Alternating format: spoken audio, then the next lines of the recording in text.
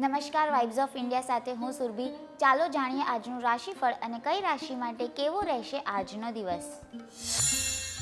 મેષ રાશિના લોકો આજે જો અન્યોના શબ્દો પર ધ્યાન આપીને રોકાણ કરશે તો આર્થિક નુકસાની થઈ શકે છે.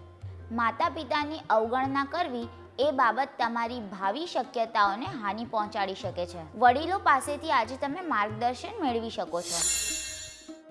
વૃષભ રાશિના લોકો આજે અંગત સમસ્યાને કારણે માનસિક તાણ અનુભવશે. પૈસાની ફિઝૂલ ખર્ચ કરવાનું ટાળો. પારિવારિક વાતાવરણ જાળવવા ગુસ્સા પર કાબૂ રાખો. આજે તમારા પર કામનું દબાણ રહેશે.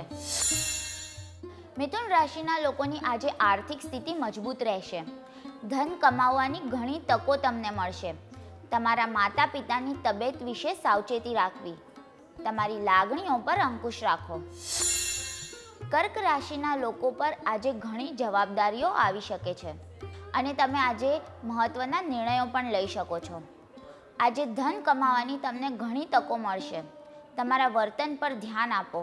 તમારું ખરાબ વર્તન પરિવારને નારાજ કરી શકે છે.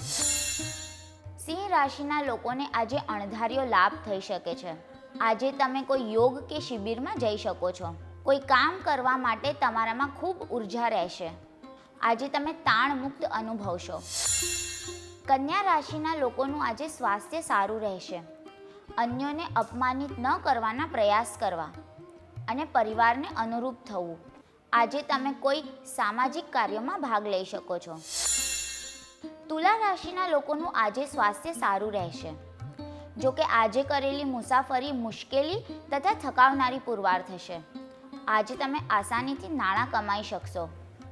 તમે ઘરના નાના સભ્યો સાથે આજે સમય વિતાવી શકો છો.